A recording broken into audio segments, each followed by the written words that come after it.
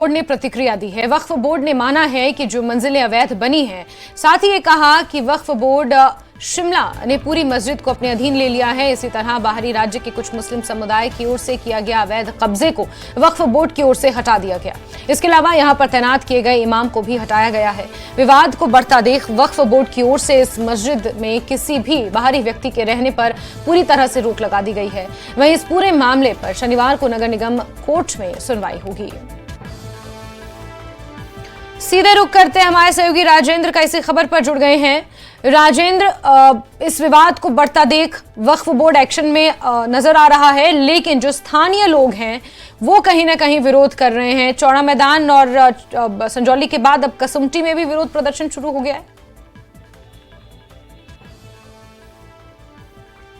बिल्कुल जैस्मिन, कसुम्पटी में भी विरोध प्रदर्शन शुरू हो गया है, लेकिन इस वक्त मैं संजौली में मौजूद हूं और ठीक आप मेरे पीछे देख सकते हैं, ये वो विवादित ढांचा है जिसको लेकर तमाम जो प्रतिक्रियाएं सामने आई हैं, स्थानीय लोगों की प्रतिक्रियाएं सामने आई हैं, राजनीतिक दलों की प्रतिक्रियाएं सामने आई हैं और अब इंतजार हो रहा है शनिवार को जब इस पूरे मामले की सुनवाई होगी उसके बाद फिर क्या होगा। दरअसल ये एक विवादित ढांचा अपने आप में जरूर कई सवाल खड़े कर रहा है, जैसे खासकर जो नगर निगम प्रशासन है उसके ऊपर कई सवाल खड़े कर रहा है।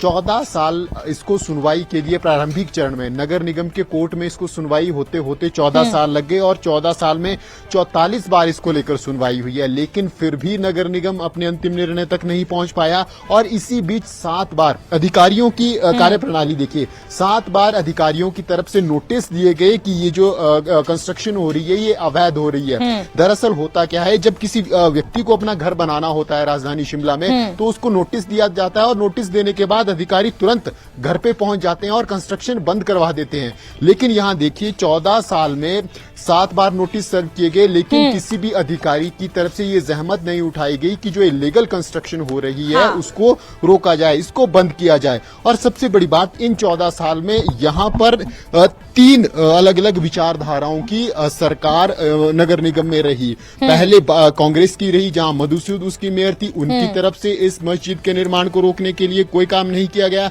उसके बाद सीपीआईएम उनके मेयर और डिप्टी मेयर यहां पर रहे, उनकी तरफ से कोई जहमत नहीं उठाई गई, कोई कदम नहीं उठाया गया।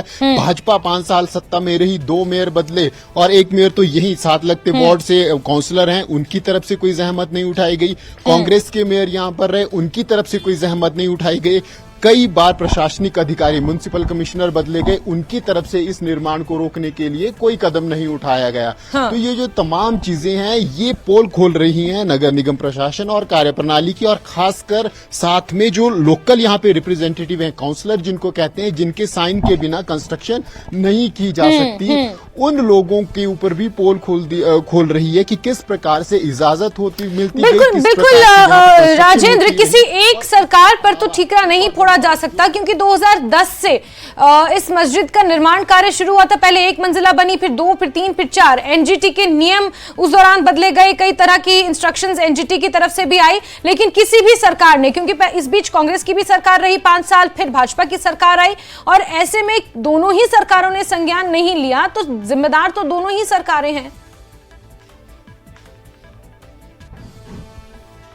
बिल्कुल जैस्मिन, और अब लोगों के गुस्से की तरफ अगर हम आए कि लोगों में इतना आक्रोश क्यों है, लगातार यहाँ पर विरोध प्रदर्शन क्यों हो रहे हैं। दरअसल अनिरुद्ध सिंह की कैबिनेट मंत्री के एक स्टेटमेंट जो उन्होंने विधानसभा में दी है उसको अगर हम आधार बनाकर चले, नगर निगम यहाँ पुलिस प्रशासन के पास 190 लोग हैं जो बाहरी राज्यों से हिमाचल प्रदेश में आए हैं और तहबाजारी का काम करते हैं, लेकिन इनकी संख्या अगर देखें वो 1900 से अधिक है, 1900 से अधिक है। ये बड़ा सवाल है कि क्या शिमला में सिर्फ 190 लोग आए, और शिमला राजधानी में बहुत सा area no street vendor zone है जहां पर स्ट्रीट वेंडर नहीं बैठ सकते, लेकिन तादाद इस तरह से बढ़ रही है कि सुबह होते 50 नए आपको छापे वाले मिल रहे हैं, सब्जियां बेच रहे हैं, फल बेच रहे हैं, और डिस्टर्बेंस क्रिएट हो रही है। दरअसल इशू इसलिए गंभीर है कि स्थानीय लोगों ने जो सेंसिटिव बनाने की कोशिश की, जो नो वेंडर जोन थे वहां स्थानीय लोग नहीं बैठते थे, जो हिमाचली बोनाफाइड है वो उस जगह को प्रायोरिटी। बिल्कुल राजेंद्र, तो हम क्या राजेंद्र हम इस बात को ऐसे समझ सकते हैं कि ये विवाद सिर्फ सिर्फ मस्जिद को लेकर नहीं है।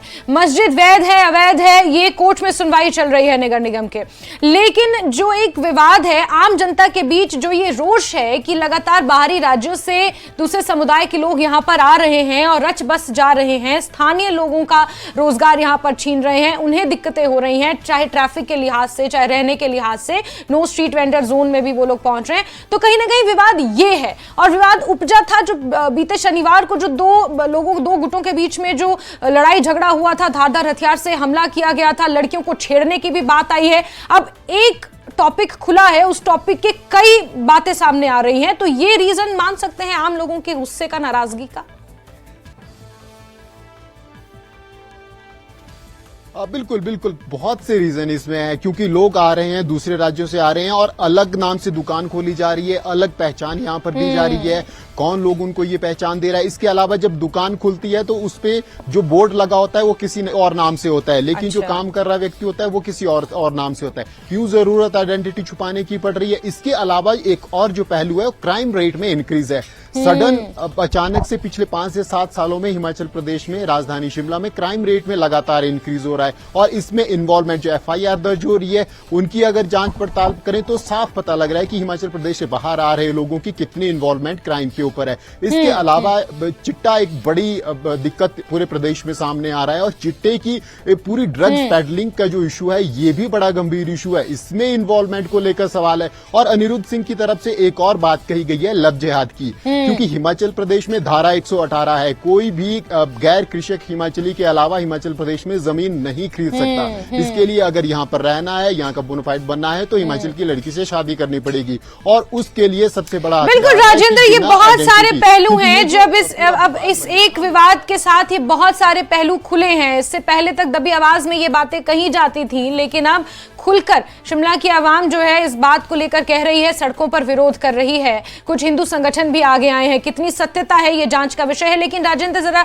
आखिर में ये बता दीजिए कि वक्फ बोर्ड क्योंकि अब एक्शन में आया है, इमाम को हटा दिया गया है, वक्फ बोर्ड ने खुद ये माना है कि ये जो मस्जिद 4 मंजिला बनी ये अवैध निर्माण है, तो क्या इस पहलू पर किस तरह से कार्रवाई की जाएगी और ये पॉइंट भी कोर्ट में शनिवार को जो सुनवाई है उसमें रखे जाएंगे?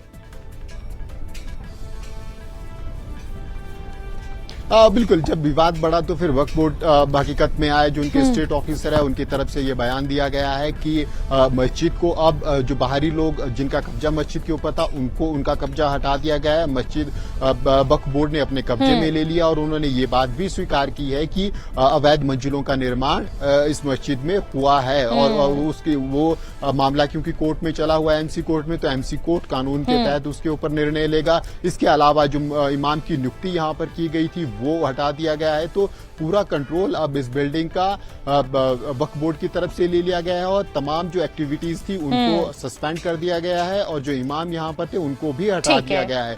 तो एक जो स्थानीय लोगों की मांग थी वो पूरी होती हुई दिख रही है कि बाहरी लोगों के नियंत्रण से ये बिल्डिंग फिलहाल के लिए फ्री हो चुकी है, और अब इसका जो पूरा नियंत्रण है जिसके पास होना चाहिए था वक्फ बोर्ड के पास है। लेकिन सवाल इसमें एक और है, कैबिनेट मंत्री की तरफ से विधानसभा में कहा गया है कि जमीन का मालिकाना हक हिमाचल सरकार का है, ये जमीन हिमाचल सरकार के नाम है।